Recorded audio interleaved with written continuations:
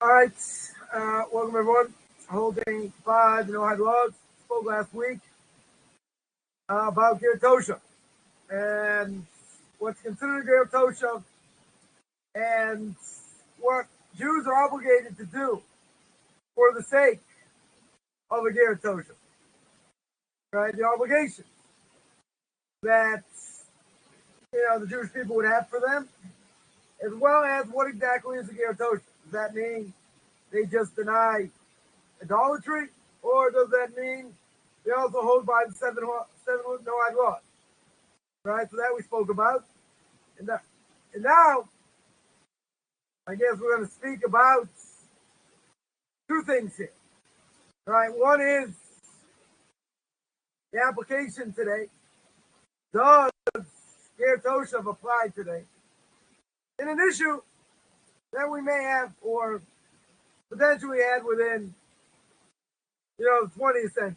So Talmud tells us that there's a similarity between the verses describing what we call an indentured servant and a Ger Toshav. Right, what's an indentured servant? So it says Deuteronomy chapter 15, verse 16. In the event that he says to you, I will not leave you, wants to stay by you. Right? A slave never wants to stay by you. He never wants to leave. He enjoys staying by you, wants to get rehabilitated, likes his combination. So he says, I'm not going to leave you because he loves your household, with food, maybe, and it's a benefit. It's a benefit to him. Right? What's the benefit? In the Jubilee year, which we're going to speak about, all indentured servants are free. They're all allowed to go free. Here we're talking about somebody who rejects that idea. He doesn't want free. He likes where he is. He wants to stay with his master. Right? That's one thing. Second thing is Deuteronomy chapter 23, verse 17. It says, he shall dwell with you in your midst, and whichever place he will choose from your cities. Again, it is a benefit to it. Right? So what do we see? We get two verses. One speaking about an indentured servant. One speaking about a Ger Toshav. And the same language is used. Same language, i.e., because it's a benefit to him. Now, someone's going to ask, okay, so what if it says the same? It doesn't really matter if it says the same thing. Do I learn something out the fact that I have a similar statement here? So it's one of the ways of biblical exegesis. Similarity of language is called what we'll call in rabbinic exegesis. It's called a Ger Toshav. Ger Toshav literally means an equivalent decree. One of the methods, as we mentioned, of scriptural exegesis. That's given a Mount Sinai. So it means that you have two things, two similar things, or the same statement is said, and they share similarities. That's why it's called the Ger Toshav. Right? They're the same. Right? They're the same over here. An equivalent decree. Now it's interesting. Person may say, big deal. But what if it says the same thing? How do I know I can rely the same? I can say that they're both the same. Both laws, both things, whatever it is, are going to be the same. Because again, that's given on Mount Sinai. It's one of the many ways we do biblical exegesis. Now, so what do I have over here? I have the law of Ger Toshav, which is similar to the law of freeing a indentured servant. Right now, when does it apply? It applies in the Jubilee year. Just like we said by Ger Toshav, that it applies in the Jubilee year, meaning it's a 50-year agricultural legal cycle that was observed in ancient times, no longer observed for a number of reasons, which we'll see. But in the 50-year year, Jubilee year, all indentured servants go. Now, comes on the Rambam. The Rambam qualifies this as law, accepted by all later authorities. Right? That even though Jubilee year stopped around 600 of the before the Common Era, the Rambam brings out only when the tribes are dwelling in their territories, which we certainly don't have that today. Imagine if we did. Imagine if we had all the tribes in Israel. You say, okay, you get this land, you get that land, you get the other land. Not going to go so well, I don't think. And think the quote-unquote authority, they're going to what? You're going to displace other people. You know, the Levites going to have this prime property right around where the Western Wall is. Going to, kick everybody out. Yeah, that's going to go over very well. And especially if you're going to take over quote-unquote land that, the Arabs have, right, which is a whole discussion of itself. But as we mentioned last week, we're not being allowed really to own land. Right? We spoke about that. Now, the idea of Ger Toshav, remember, will never apply today. No matter what anyone tells you, it will never apply. Why not? Because we don't have a Jubilee year. Right? The Rambam says that even a non-Jew who comes and accepts upon himself the entire Torah, with the exception but a minor detail. A minor detail he doesn't accept. We don't accept them as a Ger Toshav. Got to accept everything, as the Rambam says. And the Ger Toshav, they only be accepted time when there's a Jubilee year, which we don't have. So the Jubilee year, not in full observance, we can only accept full converts. We're going to have to see what that means. So there's a similar thing between converts and non-Jews in this case. A convert just as well to come in front of a basement, come in front of a rabbinical court, and the convert says, where the rabbinical court says, you take all the stringencies with the leniencies, you're going to do everything the Torah says. So person says, potential convert says, yeah, but you know what? One thing I'm not going to do. Right? I like to eat shrimp. I had someone tell me they couldn't convert because they like to eat shrimp. Okay? Or a woman will say, yeah, I'll keep everything except, I'm married, I'm not going to cover my hair. Well, guess what? You know what the Basin's going to say? They're going to say, hasta la vista. They're going to say, see ya. It's not going to happen. In a non-Jew, same thing. They accept the entire Torah, they accept a minor detail. In this case, we knocked them out with the Ger Toshav. It's all or nothing. Right now, that would make sense, I would think. Why would I say that? Because most people say I'm a fanatic, so I'll say you gotta accept everything. Every last thing. I don't think we understand everything to the fullest, per se, but the Torah is absolute. The Torah is absolute, which means God has no needs, which means he did it for man. He gave, he created man for the purpose to enjoy the world. What's God going to enjoy over here? God is infinite. Even if God is infinite, he could not have created the world for him, says the Ramcham. Couldn't have created it for him. So therefore, by definition, created it for us. So he gave us the ability to enjoy this world. We have to know how. But if he gave us instruction, then he passed it down, he gave it to Moshe, Moshe passed it down to us. Where do we see it's like a 5-year option renew? Where do we see I have an obligation, or let's say better, I have an opportunity to say, yeah, I'll keep some of it, I won't keep some of it. Plenty of non-Orthodox Jews out there keep certain aspects of mitzvah. Certain things they keep, right? They don't keep it right. They'll have Passover Seder, they'll have Hanukkah candles. They They don't really believe in it at all. They do it, I don't know. It's cultural. The cultural Jew. Or what I would call the cardiac Jew. Or as we say in Boston, cardiac Jew. Right? The Jew at heart.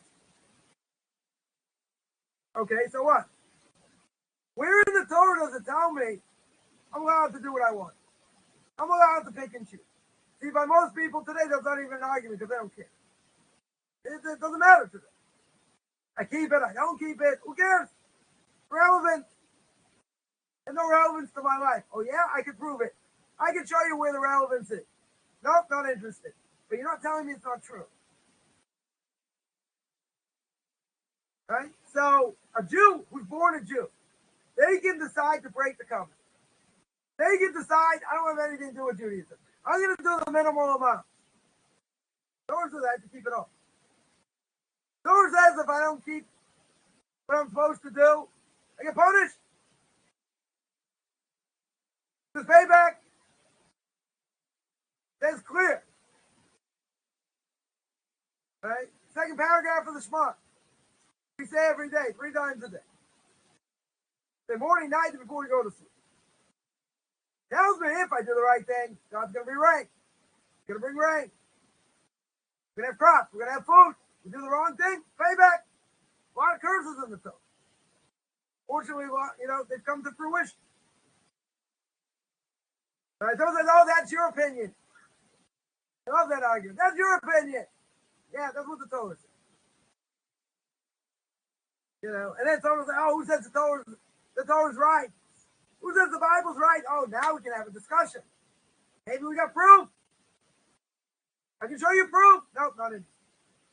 I don't believe it. But I got proof. I got evidence. No, not interested. They're open-minded. I'm qualified. Right? It's like saying, I don't believe there's a place called Italy in the world. Say, really?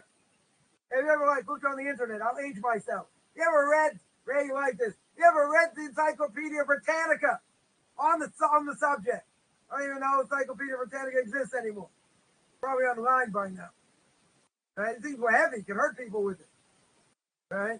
Oh, I don't believe there's such a place in Italy. Really? You done the research?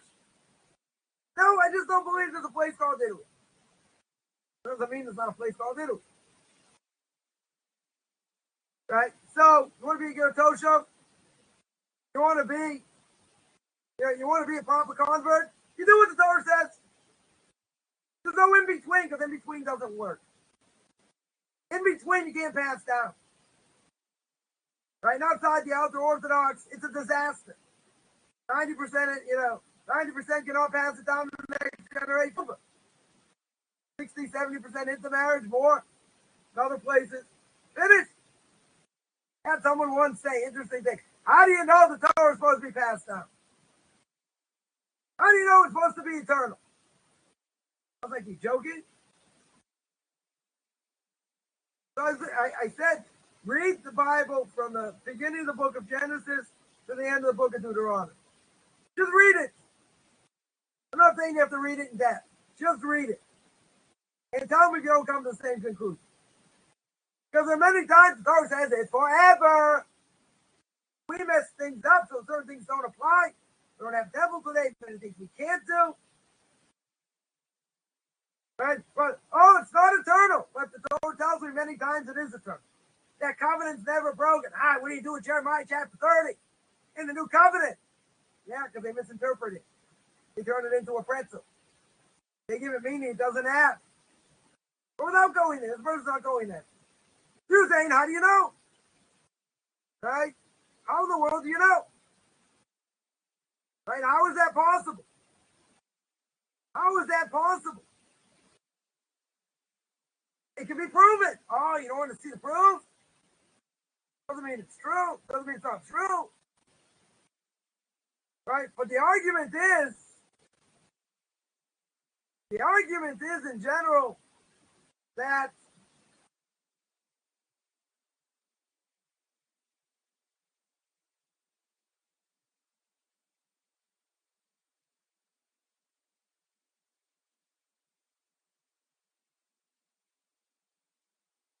if you don't do it right, right? In my language, why bother? You're just showing it's not true. You're just saying I'm doing whatever I want. That's called Torah being made up in your own mind. And Torah like that doesn't work. Doesn't work. You can't pass it down. So you're going to say, fine, that's by Jews. You're going to say that's by Jews.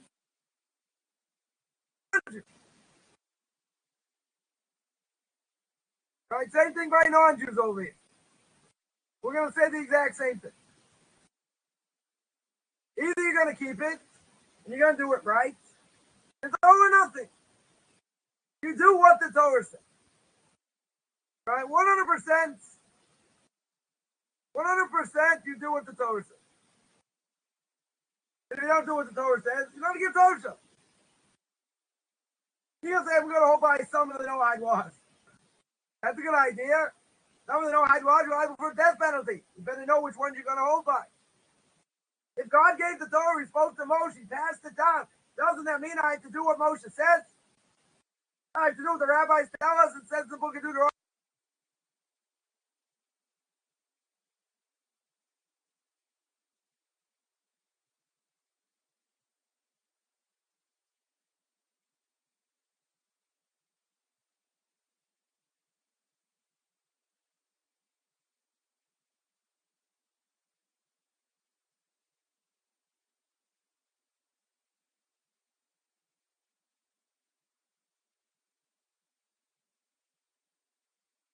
Yeah, let's keep going here. So, I have an obligation. The Torah tells me I have an obligation. So if I have an obligation, doesn't that mean I have to keep what the Torah says? Doesn't it mean I can't add and subtract? As it says in the book of Deuteronomy. Right? If that's the case, I have to do what it says. I have to do what the Torah says. I can't just do what I want. Right? It's not a game of make-believe over here. Right? That's the issue. So what are we saying over here? So we're saying that if you believe properly, right? If you believe properly, then you're going to do what the Torah says. 100%, you're going to do what the Torah says. But you're not going to do what the Torah says. But you're not going to be a Ger Toshav. Right? You're not going to be a non-Jew who's going to be a Ger Toshav. You're not going to be a potential convert here. Because it's about all or nothing. It's either going to keep it or I'm not going to keep it. There are rules. You cannot turn the Torah, as we mentioned.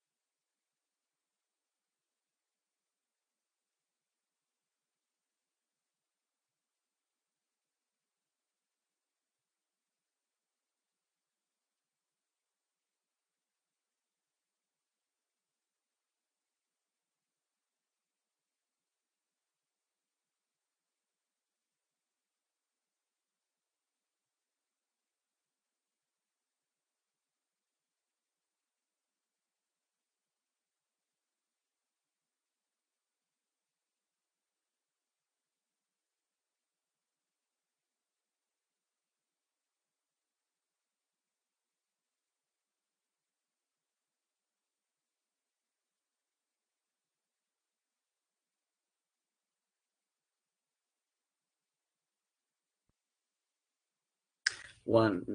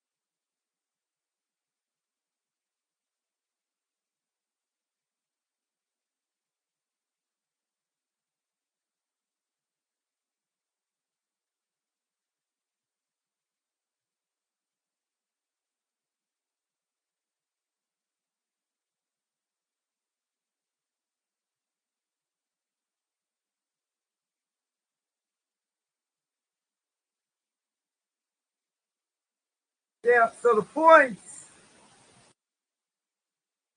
that was made, right, we mentioned, is, what did we say before? Right, we said that we only accept full converts, right, when there's no Jubilee year. Right, when there's no Jubilee year, right, when there's no Jubilee year, so we only accept full converts. But what do we say? We said that in this case, we're not going to accept a non-Jew. They don't accept everything. They don't accept the Torah. They don't accept everything it says. Right? If that's the case, we got an issue. Right? What's the issue over here? The issue is, what does it mean? We don't accept it. Now, this has a lot of relevance. Tremendous amount of relevance today. Because what did we say before? Idolaters cannot live in the land. Idolaters are forbidden from living in the land. But that's only when Jews have power. When they have rulership over the land of Israel. And non-Jews. Now, what's that based on? It's based on political sovereignty, but not on any redemptive qualifications, i.e., what about the end of exile? Does it have anything to do with the end of exile? Does it have anything to do with rebuilding the temple? So now, we're going to ask the $1 million question. And the $1 million question is, what about the state of Israel? What about the state of Israel over here? Some people say it's the beginning of redemption. So now, even though we have the state of Israel, maybe we'll say the prohibition of non-Jewish residency should be enforced. But there's a problem. What's the obvious problem?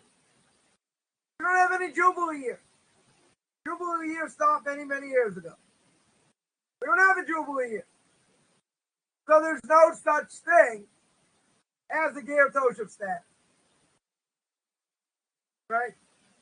Anybody who knows anything knows there's no Ger Toshav there. Why? Because there's no Jubilee. That's what we say. So if that's true, if that 100% is true, then we got a problem. Right? What's the obvious problem? How can there be non-Jews residing in Israel? Should they be taken out? Good luck. Good luck trying to do that. That's not going to happen. For sure not going to happen. Right? But the reality is they're not allowed to be here. So I could say, okay, before the Messiah comes, they have no choice. Israel's being run by the mixed multitude over here. They're not religious Jews. So I can say they're not only by Torah mitzvahs, okay? That's the short truth. But the Torah tells me I'm not allowed to allow them to stay here. So I should take them on buses and send them out. Well, that's going to go over real well. Be condemned every single day by the UN. Shouldn't we take them out? Now, in order to understand that, we got to take a look at the identity of a Ger Toshav. Right? We have to see what it is, what exactly it is. Because there are other effects of a non-Jew over here. So, there are a number of things that affect non-Jews that have different effects. Right? There are many different aspects over here. Right? I'm just going to mention a few of them. One is the granted permission to reside in Israel. Right? Ger Toshav allowed to live here. He's entitled to support from the Jewish community. He's treated differently from an idolater. And that has to do with many laws. Right now we're going to see. Now, if we look at what a Ger Toshav is, their acceptance of the Noahide laws, they have to do it before a base. That conveys all three effects over here. Now, a Noahide themselves, we mentioned before, a Noahide themselves, they want to go in front of a base, then they can. No one's stopping them, but they're not obligated. 100% they're not obligated. You know, it makes them feel better, okay? They're allowed to do it. Obligated, they're not obligated. A Ger Toshav, different issue. A Ger Toshav has to go in front of a base then and accept the Noahide law. But we don't even do that today. It's no Ger Toshav. Why is there no Ger Toshav? No Jubilee year. So, Maimonides, the Rambam's chief disputant, known as the Ravid, he says it's not so simple. Why not? He says on the Rambam, he says this interpretation is closed and sealed. It fails to explain what is meant why we don't accept the Ger Toshav until the Jubilee year is observed. But what about the other mitzvahs of Ger Toshav? Maybe other mitzvahs apply. So he says there are mitzvahs that are not in effect when the Jubilee year is not observed. Maybe there's a leniency for the non-Jew. Maybe there's a stringency. But if you don't have a Jubilee year, let's make clear, says the Ravid, the non-Jew can live within cities in Israel. That's a leniency. He's allowed to live there. But you don't have an obligation to support it. Since there's no Jubilee year, I don't have to support it. Right. Technically, we could use this leniency. Okay. We could use this leniency. Say they're allowed to stay here. Okay. But who says I have an obligation to support them? That was one of the things we're defining over here. We have to support them. We have to help them. But if there's no Jubilee here, who says I have to? So it comes on the Ravid, and he says the inability of the courts to accept the Ger Toshav in our time. Why? Why would there? Well, what's the inability over here? It's only for the purpose of obligating the Jewish community to sustain the Ger Toshav. Now, even without acceptance of the Noahide laws, before a base it, can a non-Jew live in Israel? They can live there, provided you keep the Noahide laws. Right? Acceptance of the Noahide laws, in this case, since there's no Jubilee year, doesn't matter. You don't have to accept it upon yourself. Right? There's no Jubilee year. So, but what if a non-Jew keeps them anyway? They know what the laws are, they keep them. So do we say if they know it, they don't accept it in front of a base then? Is that enough to live in the land? Enough, according to this. And that Tosfos says in Tractate of Avodah Zarah 65a, in the Rashba, in the responsive, and the Kesed Mishnah. Kesed Mishnah known as Rabbi Yosef Karo, who wrote the Shulchan Aruch, who wrote the Code of Jewish Law. Now, Kesed Mishnah learns that if you look at the Rambam, it could be the Rambam even agrees with the Ravid. Right? How does the Rambam agree with the Ravid? Because acceptance for a base then is only needed for what reason? For the sake of entitling non-Jews to support. The whole purpose of accepting them, right, is so that we can help them. But to live in Israel, they want to live in Israel. Right? Do they have to be accepted in front of a base? No. They don't need that. The entitlement to be supported or be helped, that's a different issue. That's a different issue.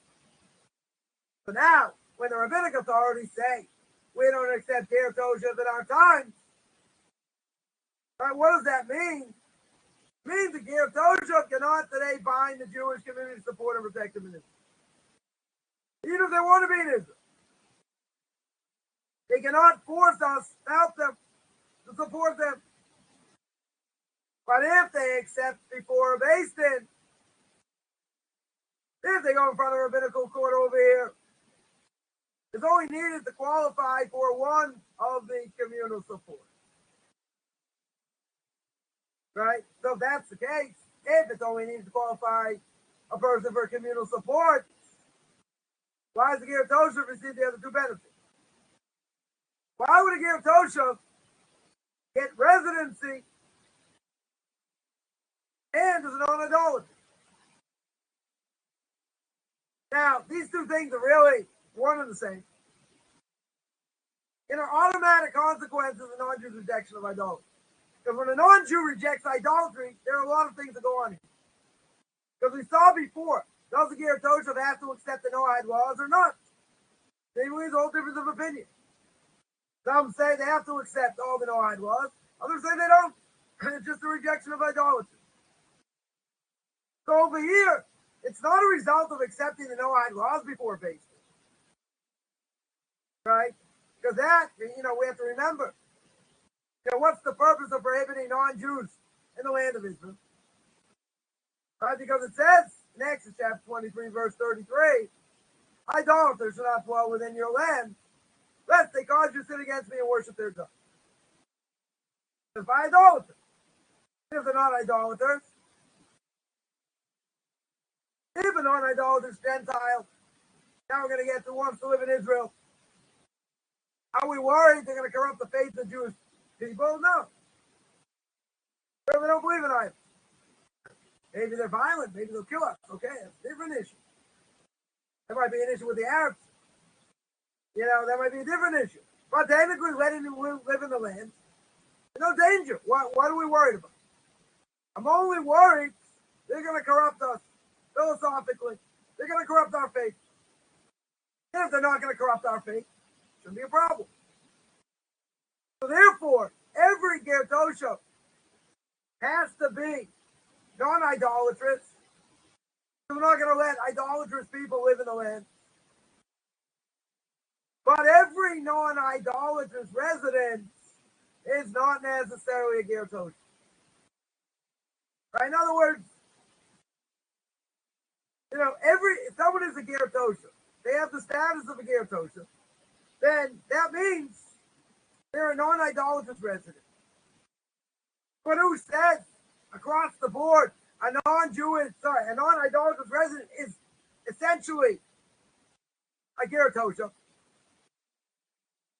Could be they're not for other reasons. Right? Because a lot of different factors here. Now, the majority of rabbinic authorities who goes to this question of non-Jewish residency in the state of Israel, what do they rely on? They rely upon the interpretation that a Ger Toshav is the non-Jew doesn't worship idols. Right? Doesn't worship idols, and it permits the residency of non-Jews in Israel. Now, we have to understand. Right? We have to understand over here, there might be an issue. There might be an issue with some of these monotheistic statutes, both Christianity and Islam. Right? We said before, Christianity, we hold, practically speaking, idolatry. Some aspects may be more idolatrous, less idolatrous, but across the board, we hold it's idolatry. Islam, pretty easy to deal with. Christianity, though, monotheistic, status, not so clear. Right? Because there's a minority of halachic opinions that non-Jewish residency can rely on, the Miri. So then you don't get into the status of Christianity in general. And therefore, even though most rabbinic authorities hold there's enough doubts the overall communal status of Christianity to allow Christians to reside as non-idolaters. Right? The reality is, we hold it's idolatry. right? But there is lenient opinion that they really thought idolatry. But in the end, there's enough doubt, enough reason to say it's idolatry. They shouldn't live. They shouldn't live in the land of Israel. So now, the question would be, what about where can a Ger Toshav live? A Ger Toshav has to reject idolatry. Question whether he has to accept the Noahide law, but for sure he has to reject idolatry. So then all the restrictions apply equally, even on idolatrous Gentiles. Now, if you look at the status of the land of Israel today, it's not the same as in ancient times. Because the holiness of the cities of Jerusalem is not as the once was. Doesn't have the same status. So, could be non-Jewish residency in these places are allowed. We're going to have to see. Right? We're going to have to see further. But there's a whole discussion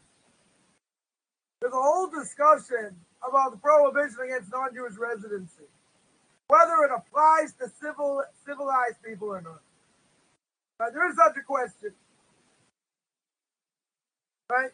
Now, even according to this, that the prohibition doesn't apply to civilized people. So, meaning that there would be an automatic elected status of Ger Toshav. Meaning, very simply, they reject idolatry. All these people would have status of Ger Toshav. A little bit problematic for a number of reasons. One is that the non-Jews are not allowed to live in Israel. Right? If it's to protect the integrity of Jewish faith and practice, the Rambam says. So that's the case. Why are we worried whether or not non-Jews civilized or not? That shouldn't matter. Right? What about the halachic status of non-Jews? Unique. That's the Miri, very unique and controversial. Over here. Also,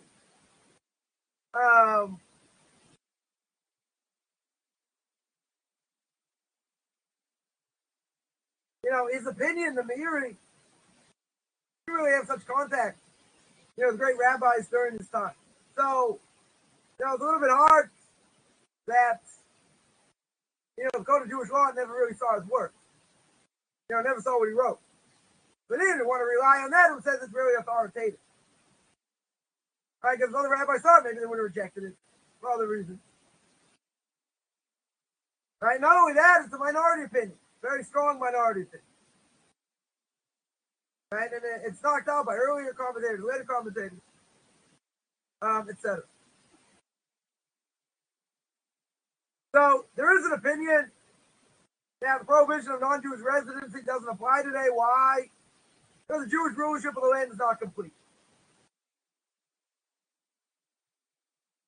Yeah, but that would only be a problem, if there's redemption. All right, there's messianic redemption.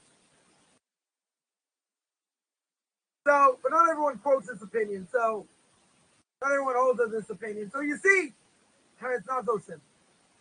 Not so simple whether a non-Jew, if they have the status of Ger Toshav today, right? Which I'm sorry, there is no status today because we have no Jubilee year. But you see, it's not so simple about them living in the land of Gentiles. You see, idolaters, we'll call Christians idolaters. They don't have so many Christians in Israel today. You have some, right? But we certainly have more Arabs than Christians. I think, more Muslims. So, interesting enough, just politically speaking, we're not worried. I mean, there are a lot of missionaries here, unfortunately. We're not worried, per se. I'm not saying it's not an issue. Right? Definitely an issue here. But with the Muslims, much easier to deal with. Because they're monotheistic. I've heard opinions, some people say, we mentioned a few weeks back, that really, there might be some aspects of Islam that are not monotheistic, okay? Right? Is there truth to that or not? The vast majority of rabbinical authorities holds on an issue. It's monotheistic. So if it's monotheistic, it makes it a lot easier. Christianity is a whole discussion. The whole big discussion what it is. But we saw for different reasons why people don't want to come out. The rabbinic authorities don't want to come out and say it is, right? They don't want to get killed. Pretty simple. But today, the vast majority of rabbinic authorities hold that's what it is. So they shouldn't have a leg to stand on. No pun intended. Over here. So that's really the question, how this applies today. Because, again, we have the land of Israel. I could have said very simply, we don't have a religious government, right? Just the opposite. Without even getting into politics. So we don't have any of that today. We do have holiness in the land, fruits and vegetables, there are tithes taken, Shemitah, sabbatical years observed. So the things that apply to the land don't apply anywhere else. But just because we have the land doesn't mean, the redemption's right around the corner. It doesn't necessarily mean that. Even though the Zionists may tell you that, the religious Zionists may say, yeah, getting the land of Israel, is the beginning of redemption. There's a medrash that says when the Messiah comes, we're not going to be in the land. There's such an opinion. We're not going to be in the land. We're going to be spit out, and then the Messiah's going to have to take us out from the desert. Now, it's hard to imagine that, just based on the logistics here. At the same time, you can put a left-wing government, and they can give all the land back, make it indefensible, we get thrown out that way. Anything can happen. Right? Famous story. Famous story with the scorpion and the scorpion and the frog. Right? Scorpion asks the frog if he can jump on his back, and cross the river. Frog says, I'm not going to do that. Because if I put you on my back, what's going to happen? You're going to sting me. So the scorpion says, why would I sting you? If I sting you and you die, I drown. So the frog thinks about it. The frog says, it's a good idea. Makes sense. So frog says, okay, hop on my back. So the frog starts to swim. As the frog is going further and further, scorpion stings him. So the frog, before he passes out and dies, he looks at the scorpion and says, what'd you do? He says, don't you know the poison's going to take an effect? I'm going to die, and you're going to drown. Why in the world did you sting me? Right? So what does the scorpion say back? The scorpion says, what are you talking about? This is the Middle East. This is what goes on in the Middle East. So, we have no guarantee of anything, what goes on here. The fact we're in the land, tremendous thing. Greatest amount of Torah being learned since Second Temple. Not saying quality. It's unbelievable. Still, does that really mean, the redemption's right around the corner? I mean, we are living the Messianic era. A lot of proof why, not the point for now. Right? But we don't know day in and day out what's going to be. King Solomon says in Proverbs. He says in Proverbs, you don't know what today's going to bring. All the more so you don't know what tomorrow's going to bring. And you would think, get all this power, nuclear weapons. Shh, don't tell anyone. Got nuclear weapons. Look at all the miracles in all these wars. Unbelievable. Does that mean the land can't be given back and we get spit out? Could very well happen. I would say I don't think it's going to happen. According to nature, it shouldn't happen, but we do what we want. So, there are ramifications of the status of Ger Toshav today. No question about it. But the reality is, there are only a few things that really come into play. And what's the reason? The reason is we don't have a Jubilee year. Jubilee year has gone out the window, so to speak. They don't have a Jubilee year. So what do we? So we don't have the status of Ger Toshav today. I've heard people say, yeah, I know, but there's no but. We don't have Ger Toshav today. Period. I don't care what these quacks say. But. So give me as many buts as you want. We don't have a Jubilee year. There are some ramifications, the Rambam and others say, especially because we have the land of Israel today. Fine. Doesn't mean there's a status. Doesn't mean they can take on the status of being a Ger Toshav. You know why? Because we don't have a Jubilee year. So yeah, so that is, I guess, the second part here about where the Ger Toshav status does apply and this 20th century problem. I do apologize for going in and out here. I don't know what's in my connection. But any questions on that? Zohar points out there's still groups capitalized on this Ger Toshav status. Okay, you know, I can't help that. People don't want to listen, they don't want to listen. You got, it's like if you read the Haggadah on Passover, there's a wise son, an evil son, a wicked son, a simple son, and the son doesn't know how to ask. If you look at the questions of the wise son, it's similar. The wise son gets an answer, the wicked son doesn't. Why not? Why don't you try and bring him close? Why don't you try and give him an answer? Because he's not interested in an answer. He's got an agenda. When you have an agenda, and someone says, I think Judaism, is against women. You know what the answer to that question is? The answer is, oh. And I think it really discriminates against women. It's really bad. Oh. You know why you say oh? Because they didn't ask a question. They made a statement. You cannot answer a statement. And I think, and then you say oh. They say, why do you keep saying oh? Because you didn't ask me a question. All you did was make a statement. I don't have to answer a statement. So he said, but if I were to ask you, and I think that the Torah is against, women, it discriminates against women, what would you say? Oh, that's a question. But if you have an agenda, I can't answer an answer. Right? So these people, they got all the answers. I've been told I don't know how to learn.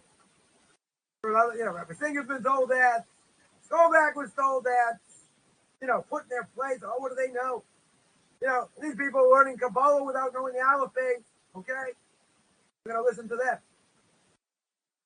I'm going to listen to them as they quote, the footnotes. Okay? Can they read Aramaic? No. They know how to learn? No. They're big egos. Okay? Very big egos. Doesn't mean they know what they're talking about. No idea.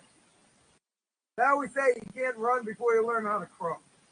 You can't study higher mathematics, i.e., calculus without algebra and tricks.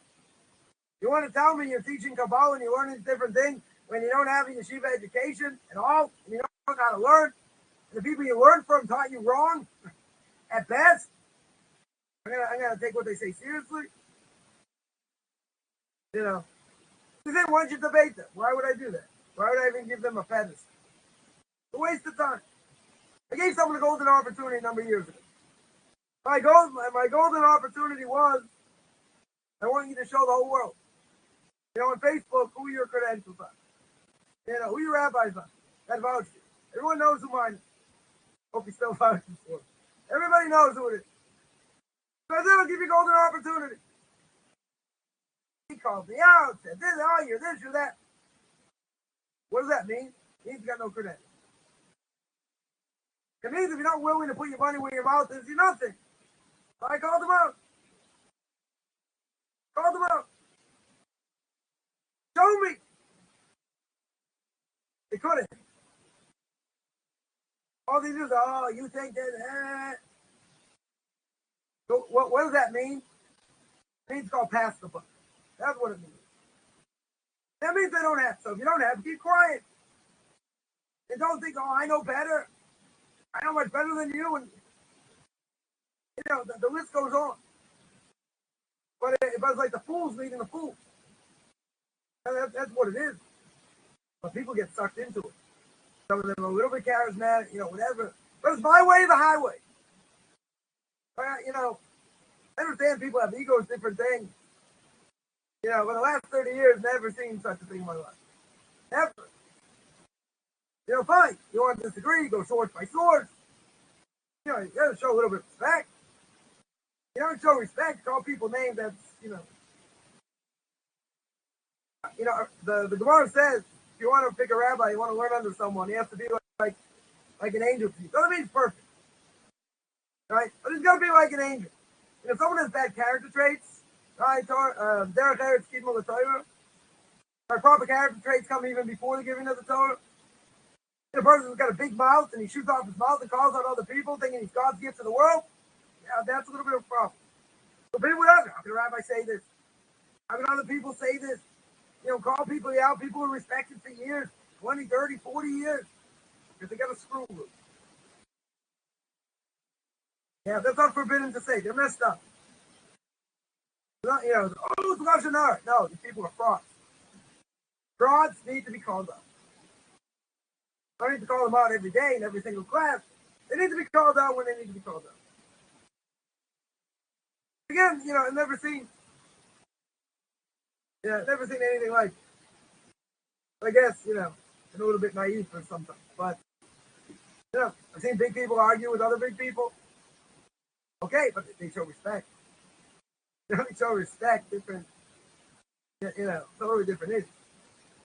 Right? But, yeah, I don't believe beyond without anybody, anybody is, I'll give you an example. A friend of mine who's finishing his, quote unquote, rabbinic degree. And he was studying, Hebrew University was studying Kabbalah. Right? So I'm like, oh, you never learn about the subject. You don't never learn the subject, probably about the subject. So you're learning about the subject. No, we're learning about the spirits, the 10 spiritual worlds, and this and that. So the person said with a straight face, if I'm going to be a heretic, I should know what I'm being a heretic about. A very foolish thing to say, but okay. All right. So thinking fast, I said, what do you think of that? I said, well, Madonna also learns Kabbalah, but she doesn't know the Aleph. Right? I bet she can't even read Hebrew. Hadassah, whatever it is. Right? I bet she can't even read Hebrew. So I said, if she can learn Kabbalah, you can also learn Kabbalah. I said, oh, that's very funny. I said, yeah, but I wasn't joking. I said, have you ever finished a tractate of Talmud in your life? No. Know anything about Jewish law, how it works? No. Yeah, do you keep mitzvahs properly? No. What are you arguing about? You want to say I'm learning Kabbalah? Yeah. Maybe a watered down version, maybe. You say I'm learning the real thing you haven't learned in your life. You haven't learned diddly squat in your life. I want to say I'm this big, learning the real Kabbalah. Good luck. Good luck with that. I mean, people don't give up. They want to believe in their thing till the end. Okay? Even to acknowledge them in different ways. Also a little bit of waste of time. But yeah, they have to be called out. I'm not saying that. They have to be called out. They have to be chastised and be rebuked. Again, I'm not saying all the time, whatever, but people have to know. And that's not Lashon Hara, because you're warning people. They are 100% misleading people. Right? And if people are being misled, you have to call them. You have to call them out on it. If no one backs you, you have no credentials, it's even worse. Because then just get a lot of hot air. Or what? You worked in Yeshiva for a couple years? Maybe? A couple weeks? A month? That gives you credentials? Come on. That means you know how to learn. They have to be called up. They have to be shown that they're from. Should I sit there and debate them on Facebook? No. I'm not going to do that. I'm not going to give them a pedestal. There's something, I would debate you, I would debate this one, I would debate that one. Person's an absolute fraud. Right? Why would I waste my time? If someone says, one of the Noahide laws we're going to see, about immorality. I think I mentioned a few weeks back. This person comes on and says, yeah, no problem with committing adultery. Someone asked him, quote unquote rabbi, you have to commit adultery as a non-Jew. He said, sure, not a problem. Those are the Noahide laws there, don't. Idiot, did you ever read the Rambam on the topic? You know how to read the Rambam. Pretty clear, it's forbidden. The rest of forbidden relationships by non. Tell me adultery is okay. If this person would tell me the time of day, I wouldn't believe it. Even if he's right. I checked 3 times before. You gotta be careful. You gotta be careful when he listens. Alright, no question. If everyone says, oh, he's bleeding me, speaking badly against me, where's he got the right to say Lashon Hara? Because you're a fraud. We know you're a fraud. If you're a fraud, I can call you out. I can make fun of you, I can do all kinds of things. But I would say in general that, I wouldn't use every class and do it, but if I had to make a point, nothing wrong with it. Nothing wrong with it. No, he doesn't know the laws of Lashon Hara. Really? Am I going to call myself a world expert? No. But the laws are what they are. Yeah, any other questions? Or general questions?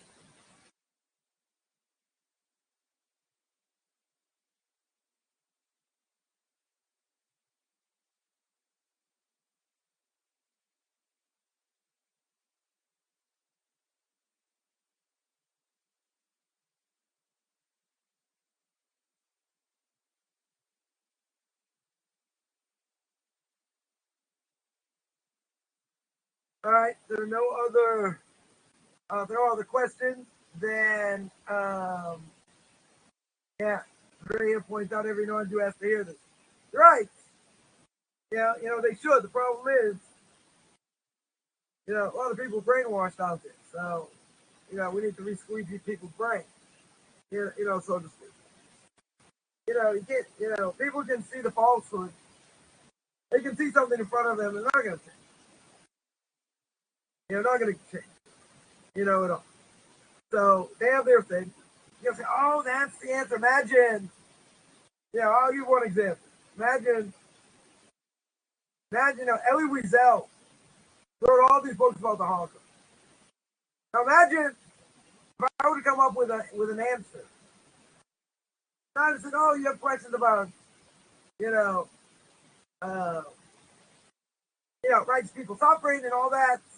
Who was caught during the Holocaust? I got a great answer. I got a few answers. You want to listen? Would you be interested in listening? He wrote his books based on what he wrote, based on what he saw. Am I going to convince him? Would I have convinced him? No, he's got an agenda. Someone who's got an agenda, they're never going to listen. Because you can't answer an answer with an answer. If they have a question, they want to look into it, they want to delve into it, that's another issue. But if they want to, keep believing the same stupid things, okay? Again, I'm not trying to, make fun of Elie Wiesel. Albeit, they went through, we can imagine what people went through the Holocaust. Right? Anyone who came out intact with proper emunah, belief in God, okay? I have a lot of respect for them. The people who lost their emunah, lost their faith, we can't say it. Right? Practically speaking, we can't say anything else. But my point is, he had an agenda. And in general, if someone has an agenda, you're not going to convince them. Unless they want to look into what you have to say. If they want to look into it, they're open for one. But most people have an agenda, you're not going to convince them. It's a waste of time. It's a waste of time. I've had someone say, oh, I don't believe in it. I don't believe in the afterworld. The next one. I'm not worried about that. I said, should be. Like, for the person, come on. It doesn't really exist. Did you ever do research? You know it doesn't exist. Because you want to believe it doesn't exist. Because that means I can do whatever I want to do. Oh, no repercussions. How do you know? No. Do you ever read this on the topic? No. You ever look at that? No. You ever look at the other thing? Right. I give you 20 sources to look at, which you won't be able to read. You want to look at them? I'll go through them with you. No. I'm talking to a brick. Some people enjoy talking to a brick. I don't enjoy talking to a brick. Waste of time. Like someone said, can you tell me, give me the short version about life after death. Give me the 30-second answer. So in the back of my mind, I'm thinking, if I speak for 10 seconds, you're going to cut me off. I said, I'll send you a link. Do they watch it? No idea. Waste of time. Someone asked, what's the best source for showing Jewish dating of the Tanakh in contrast to secular history? I would say probably Oscar. Oscar, one of the best. Right? I think in the back of the Tanakh, or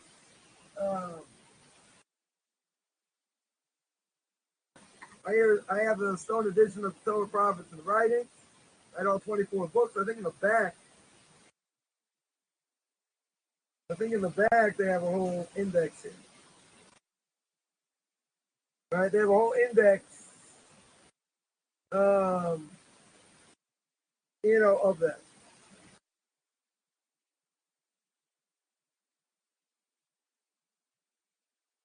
Yeah, that would be a good place to start. Yeah, any other questions?